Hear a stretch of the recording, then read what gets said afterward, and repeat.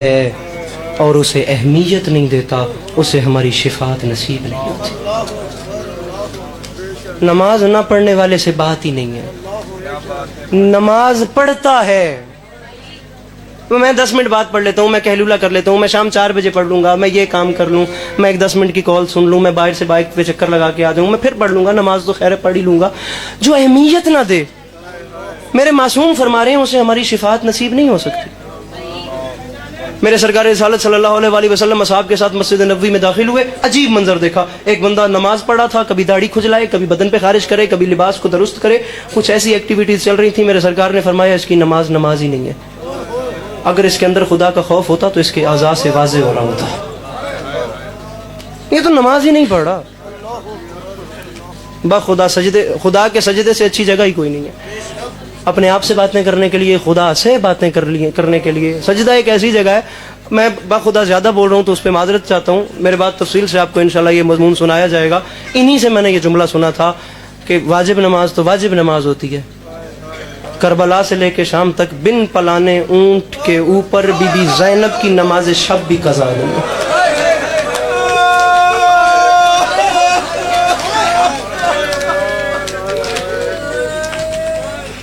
بابا جی بلکہ آگے چلتے ہیں تھوڑا۔ اب میں نماز کی عظمت میں مصائب کے جملہ اسی پہ سلام کروں، بنتا ہی نہیں ہے کہ میں کوئی زیادہ مصائب پڑھوں۔ شام غریبہ، مشتاق جی سہمے ہوئے یتیموں کو سلا کے میری مخدومہ نے نماز شب پڑھنے کا ارادہ کیا۔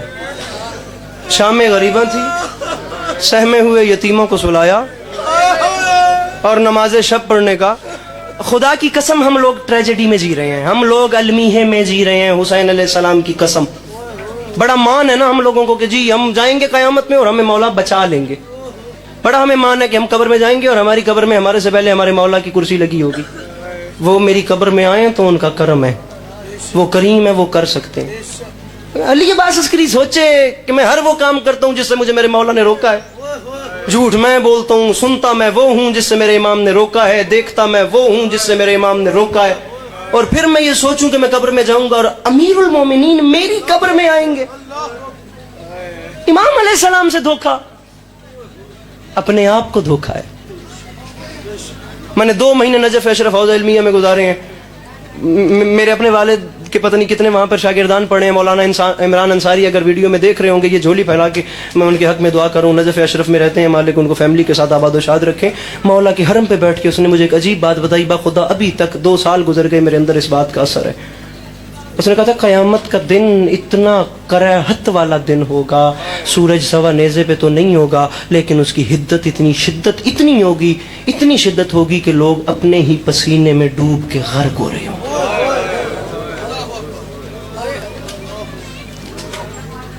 امتیں حجتوں سے کہیں گی بے شک ہمیں بھیجنا ہے تو جہنم میں بھیجیں، اللہ سے کہیں اب حساب شروع کروائے۔ یہاں کھڑے ہونے کا، میں 1 منٹ لے، یہاں کھڑے ہونے کا حوصلہ ہی نہیں ہے، اب حساب شروع کروائیں۔ عزت حسین کی قسم کسی نبی میں حوصلہ نہیں ہوگا کہ وہ خدا سے کلام کرے، خدا اپنے جلال میں ہوگا۔ خدا توفیق سماعت اس نعمت یہ چھین لے میرے سے اگر ان کانوں نے ایک عالم دین سے مولا علی علیہ السلام کی نگری میں بیٹھ کے یہ جملے نہ سنے۔ ہر نبی کے چہرے کا رخ ہوگا سرکار رسالت صلی اللہ علیہ وآلہ وسلم کی جانب۔ اور بخدا بابا جی یہاں تک سنا ہے کہ جناب رسالت میں بھی یہ حوصلہ نہیں ہوگا کہ وہ اللہ سے کلام کریں، اللہ اپنے جلال میں ہوگا، اس وقت میرے رسول اپنا سر سجدے میں رکھیں گے۔ جب سرکار سر سجدے میں رکھیں گے تو خدا کی جلالت پہ اس کی رحمت حاوی آ جائے گی۔ سننے کو ملتا ہے نا جی ساری دنیا دھوپ میں ہوگی اور ہم جو مومن ہیں ہم لواء الحمد کے سائے میں ہوں گے، اور وہ جو پرچم ہے وہ مولا علی کے ہاتھ میں ہوگا، اس کی ٹھنڈی چھاؤں میں ہم لوگ ہوں گے، اور ہم اس قطار میں ہوں گے، ہم ساقی کوثر کے ہاتھ سے کوثر پیئیں گے۔ غلط فہمی سے خوش فہمی زیادہ نقصان دہ ہوتی ہے۔ سارے مان اگر کر کے مولا پہ جا رہے ہو نا قیامت کے میدان میں تو کچھ مولا کی مان لو۔ بالفرض مثال دے رہا ہوں، اگر تم مانگو جا کے تمہاری قطار میں جب تمہاری باری آئے تم کہو مولا مجھے کوثر دیں، اور علی نے پوچھ لیا تو نے دنیا میں ہر وہ کام کیا ہے جس سے میں نے روکا تھا، تو کیا جواب دے گا؟ پہچانو اپنے آپ کو۔ مالک نہ ضرورت نہیں ہے، معذرت کے ساتھ حق بنتا ہے ہمارا. وہ صاحبان منبر کے آگے التماس ہے شاید کہ اتر جائے تیرے دل میں میری بات. خدا میں نے یہاں تک میرے اپنے والد محترم میں مولانا تو نہیں کہوں گا، در اہل بیت کے چھوٹے سے خادم میں نے یہاں تک سنا ہے حجت خدا معصوم تکبیرۃ الاحرام کرتے وقت ہاتھ لرز رہے ہوتے تھے کہ میں کس کی بارگاہ میں ہم کلام ہونے جا رہا ہوں. ہماری تو خیر وہ نماز ہی نہیں ہے نا. نماز شب پڑھنے کا ارادہ کیا علی کی شریف بیٹی نے. آخری جملہ نماز شب پڑھ یہیں چھوڑ کے سلام کر کے جا رہا. نماز شب پڑھنے کا ارادہ کیا علی کی شریف بیٹی نے. تکبیرۃ الاحرام کے لیے ہاتھ اٹھائے. یہاں ہاتھ تھے کہ ہاتھ چھوڑ دیے. پتہ نہیں کیا خیال آیا، دونوں ہاتھ بلند کر کے آسمان کی طرف دیکھ کے رو کے فرمایا مالک میں اجڑ تو گئی ہوں لیکن اکبر کی ماں ہوں.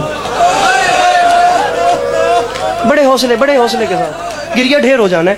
میری بات مالک بے شک میں اجڑ گئی ہوں لیکن میں نے اکبر کو پالا ہے.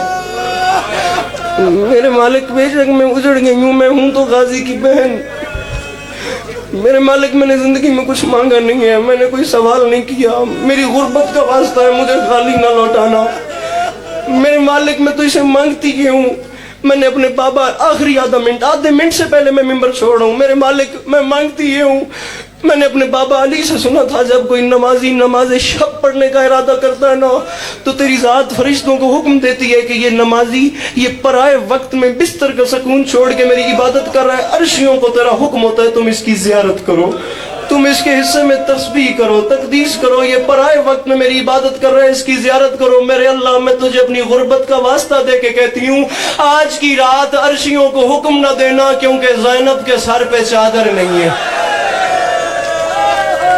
اللہ اکبر اللہ اکبر. میرے مالک آج زینب کے سر پہ، مالک سلامت رکھے، مالک گھر شفا نصیب فرمائیں. آخری جملہ آج زینب کے سر پہ چادر نہیں ہے. ظاہراً میری مخدومہ دنیا میں تشریف لائیں، ظاہراً میری مخدومہ دنیا میں تشریف لائیں. خاتون جنت کے ہاتھوں پہ میری مخدومہ تھیں. میری بی بی خاتون جنت نے کوشش کی، بلایا، بات کی.